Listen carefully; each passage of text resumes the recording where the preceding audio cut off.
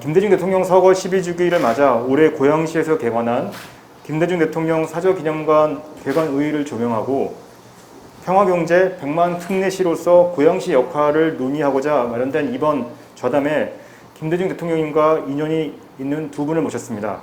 코로나19로 2년째 많은 분들이 서로 만나지도 못하고 이렇게 거리를 두고 있는 것이 꼭 우리 분단 상황과 비슷한 것 같습니다. 오늘 김대중 대통령 사저에서 내일이면 대통령께서 돌아가신 지 12주년 되고 우리가 6.15 남북 공동성명 한 지 21년이 되는 이 뜻깊은 자리에서 오늘 이런 좌담회를 하게 돼서 진심으로 감사드리고 초대해 주셔서 고맙습니다. 고맙습니다.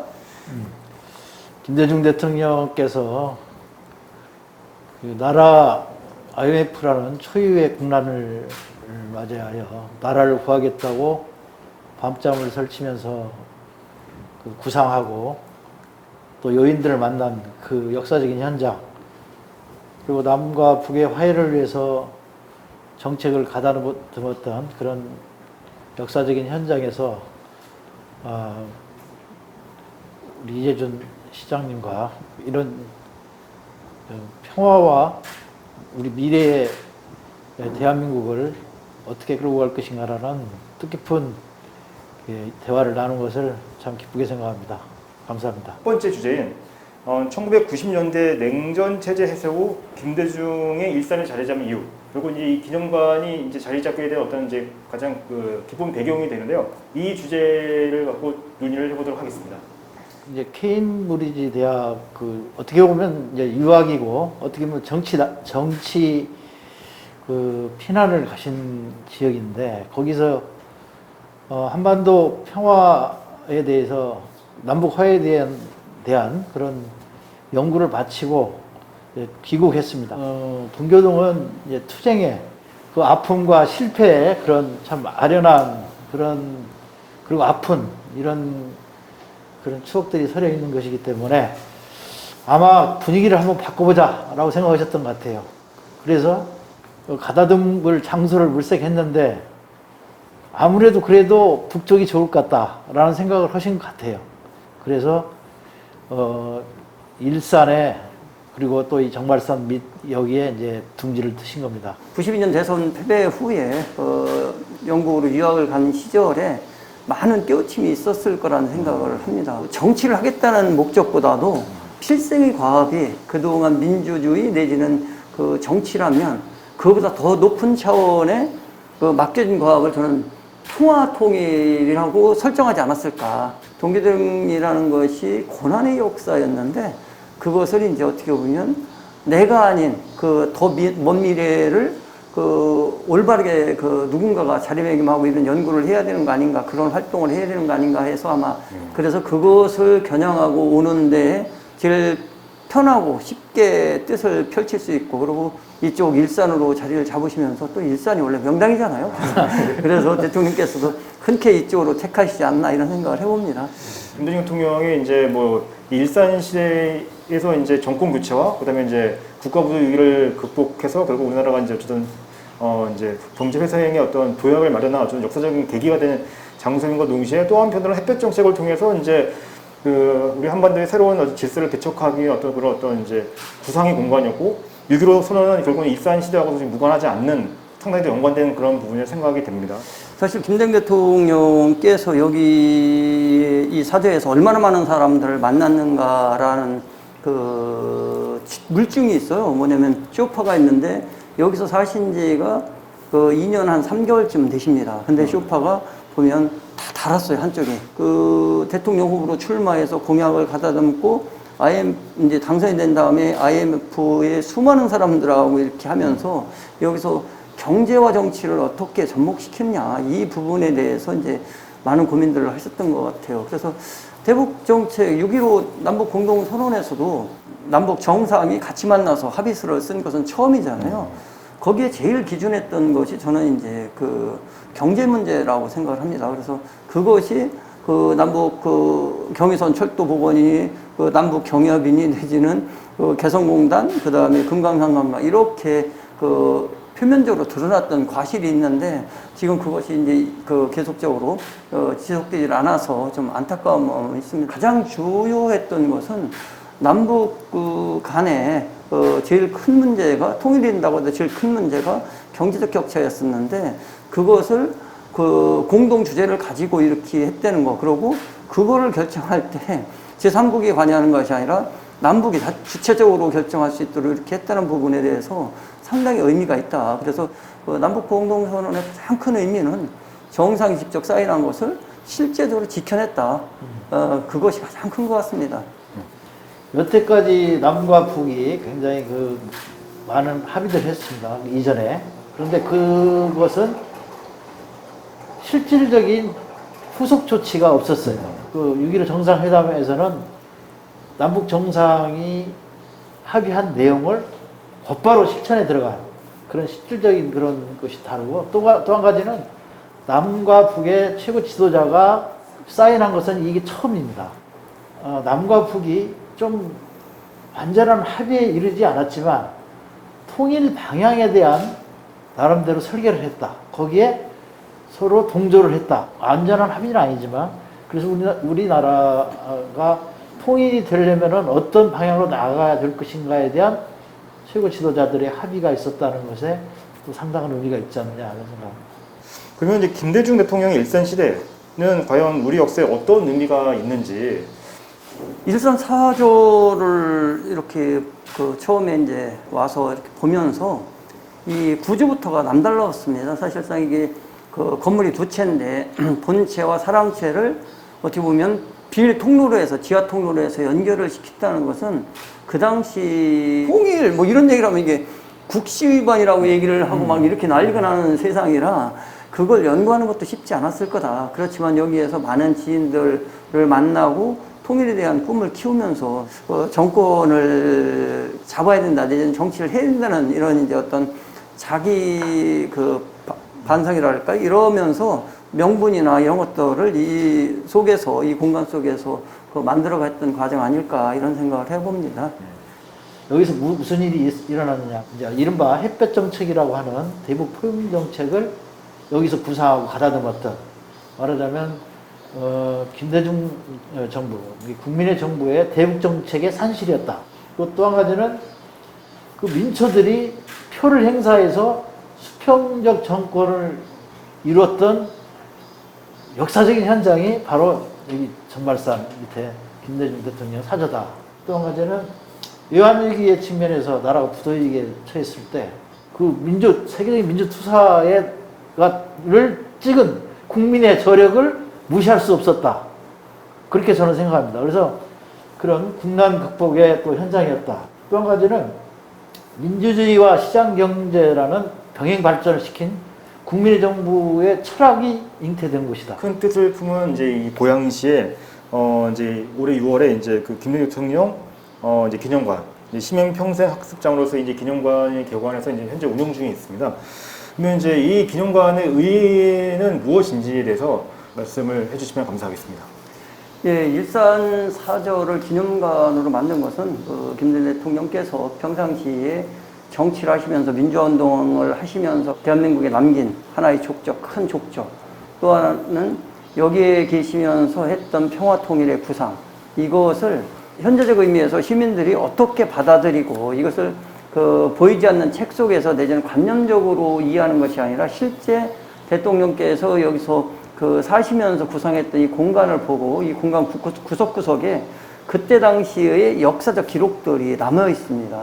그 남겨진 의미와 통일이 된 이후에 그리고 현대를 우리가 살아가면서 느끼는 이 의미를 담으면서 그 과정에 필요한 시민들의 학습장도 되고 이 당시에 김대중 대통령이라는 한 분의 삶 자체가 대한민국의 현대사, 민주주의 대척의 시대 뭐 이런 식으로 이야기를 바라는 시민의 쉼터처럼 이렇게 하자는 의미에서 이제 이렇게 했는데 많은 분들이 다녀가시고 또 하나는 이제 하루에 120번씩 이렇게 하는데 전부 다 예약이 차요. 그 정도로 많은 분들이 관심이 갖고 계신 거에 대해서 저희는 감사드리고 지금은 코로나 4단계라 이제 잠시 휴관을 하고 있지만 많은 분들이 찾을 거라는 생각을 좀 해봅니다. 네. 그 김대중 대통령께서 첫 번째 3원칙을 얘기했습니다. 취임사에서. 그 포용정책, 햇볕정책의 제 3원칙. 그게 뭐냐면 흡수통일을 하지 않겠다. 도발하면 응징하겠다. 바로. 그 이제 마지막에는 그런 후에 우리가 화해협력을 하자. 이 대북 3원칙. 그래서 우리 많은 사람들이 포용정책을 굉장히 그 햇볕정책을 유화적인 정책이다 생각하는데 그렇지 않습니다. 왜 우리는 포용정책을 펼쳐야 되느냐. 라는 그런 것을 여기에 오면은 그걸 알 수 있고 왜 우리가 포용정책을 펴서 북한을 품고 함께 가야 되느냐라는 것을 알 수 있는 그런 이제 사료들이 있고 현장이 있기 때문에 그런 면에서 우리 시민들이 여기 와서 대북정책, 포용정책의 실체를 제대로 하는 그런 기념관이 된다는 데서 굉장히 뜻이 깊다 이런 생각을 합니다. 이 기념관을 향후 어떤 방향으로 어떤 원칙하에 좀 발전시킬 구상을 갖고 계신지 좀 어떤 좀 철학과 어떤 이제 방향에 대해서 말씀을 좀 부탁드리겠습니다. 요 김대중 대통령 사전은 사실상 성공이라는 아이콘이 이제 어떻게 보면 오버랩되는 거예요. 여기 오셔가지고 대북 정책에 대한 그 구상도 하셨지만 또 하나 IMF라는 것을 극복을 하는 국가 부도를 내지 않고 이렇게 이제 연착륙하게 되는데 그 단순하게 연착륙으로 끝난 것이 아니라 그때 당시 대한민국이 그럼 어떤 계획을 가지고 니네가 잘할 거냐 이래서 결국 그때 했던 것이 디지털 혁명인 거죠. 어떻게 보면 그 전자산업이 육성이 됐고 지금까지도 결국 핸드폰의 신화가 만들어지는 계기들이 되잖아요. 그래서 그 단순하게 여기에서 머물렀다라는 개념이 아니라 여기서 뭔가 혁신을 이루었다. 그런 것들은 우리 이제 후배들도 잘 따라서 우리 고양시에서 이번에 보면 드라이브스루도 고양시에서 한 거거든요. 또 이제 국제 규격으로 되어 있고 그래서 이런 식으로 결국 여기가 그 김대중 대통령한테는 상당히 그 성공의 역사를 쓰는 긍정적인 요소로 많이 작용을 했던 것이고 그래서 이제 그동안 동교동 그 사저까지가 역경이라면 그 역경의 역사도 그냥 담아야 되지만 여기에서 이제 그 이후에 뭐 정치를 하시고 취임을 하시고 또 퇴임하셔서 이제 여러 가지 일들을 하시는 이런 과정 속에서 여기에 그 모든 것들을 온전하게 기록을 담겨드리고 그리고 이제 하이도나 내지는 그 연세대 대통령 기념 도서관이나 이런 데랑 교류를 통해서 어떤 공간적 개념을 뛰어넘어서 여기에서 좀 그런 모든 것들을 김대중 대통령에 대한 온전한 사상을 누구든지 배운다고 그러면 배우게끔 해주는 프로그램을 만들고 또 시민들이 자주 찾는 장소로 하는 것이 현재적 의미에서 김대중 대통령 사저를 보관하는 의미 아닐까 이렇게 봅니다. 김대중 대통령 대북 통일정책 볼 때마다 하신 말씀이 있어요. 그게 뭐냐면 남과 북이 화해를 하고 있으면 이 4대국이 우리의 모든 것을 물건을 팔 수 있는 시장이 될 수 있고 남과 북이 긴장돼 있으면 4대국의 먹잇감이 된다. 남과 북이 협력해서 새로운 일들을 해야 되는데 사저 기념관이 그런 남과 북의 화해와 협력을 하는 거점이 될 수도 있을 것 같다.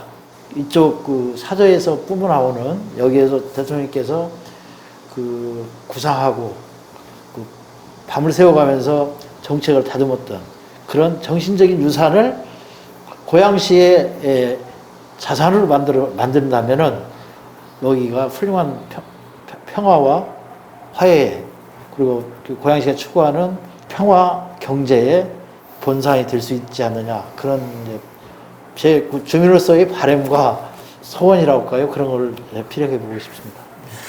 평화경제특별시 그리고 또 이제 백만특례시로서 고양시의 역할과 향후 시정의 어떤 이제 뭐 비전과 계획은 어떠신지 좀 말씀을 부탁드리도록 하겠습니다.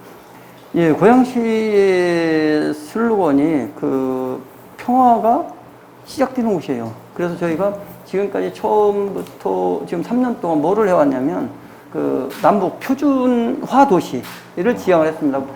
북한하고 우리랑 교통 신호 체계, 보험 체계 뭐 이런 것들을 다 통일을 하는 거, 필요한 것들을 통일하는 거 이것이 필요하다라고 생각을 했던 것이고 그러고 이제 저희가 기초단체는 최초로 남북 교류 협력하는 지방정부로 승인을 받았어요. 그리고 이번에 저희가 하고 있는 것이 그 평화의료 클러스터를 사실상 통일부가 하기 전에 저희가 먼저 시작을 했고 센터로 평화의료 센터를 이미 개소해서 운영을 하고 있습니다. 암센터 속에. 지금 저희가 연구하고 있는 것이 뭐가 있냐면 그 북한하고 남한하고 의료 용어를 통일하고 있는 작업을 해요. 사실상 아플 때 아프다고 하는 표현이 다를 수가 있거든요. 의학 용어는 똑같을 수 있지만 너무나 오랫동안 분단이 이루어졌기 때문에 그 용어를 지금 저희가 용역을 실시해서 하고 있다. 그래서 지속적으로 그 킨텍스 삼전시장 옆에 저희가 테크노밸리가 들어오는데 거기에 평화의료 클러스터를 그 조성하겠다라고 이제 정부한테서 제안을 해놓고 이렇게 하고 있는 상태입니다. 대북 문제로는 그렇게 보지만 또 이제 고양시가 이제 올해 연말이나 가면 이제 한 110만 정도 될 겁니다. 그래서 특례시로 되는데 특례시에 맞게끔 TF팀을 구성을 해서 권한을 찾아오는 일, 그리고 이제 지방재정을 확충하는 일, 이런 것들을 하고 있어요. 하여간 뭐니 해도 저희는 그 대륙으로 가는 철도가 고양시에서 시발력을 해서 여기서 물건을 싣고 가면 제일 좋겠다. 그래서 약간 그런 그 건의를 지속적으로 하고 있고, 고양시에서 그 남북 통일 내지는 남북이 연합했을 때의 미래의 구상이 고양시에 있었으면 좋겠다. 그리고 여기만큼 그 임진강과 한강, 그래서 이게 북한하고 남한이 함께 만난 교차 물거점 지역이 없어요. 그래서 저는 지정학적으로 좋은 곳이고, 그래서 김대중 대통령께서 여기에 거점을 틀지 않았을까 이런 생각도 해봅니다. 저희가 좀 이제 긴 시간 동안 그 좋은 말씀해주신 저희 이재준 시장님과 또 김태근 이제 선생님께 다시 한번 이제 감사의 말씀을 드리도록 하겠고요. 그러면 이제 이상으로 이번 고양투데이 특집 좌담을 좀 마치도록 하겠습니다. 예, 그동안 좀 시청해주셔서 감사합니다. 고맙습니다. 네, 고맙습니다.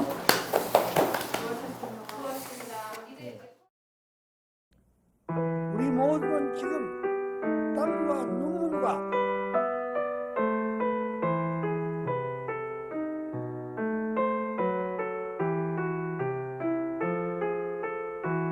고통을 요구받고 있습니다. 대한민국은 반드시 세계로부터 존경받는 위대한 국가로 성장할 것입니다. 우리 국민은 그러한 자격이 있습니다. 경제 대국의 꿈도 이룰 수 있을 것입니다. 남북 간의 평화적 통일도 언젠가는 실현시키고야 말 것입니다. 존경하고 사랑하는 국민 여러분, 우리 모두 하나같이 단결합시다. 큰 계의를 위해 협력합시다.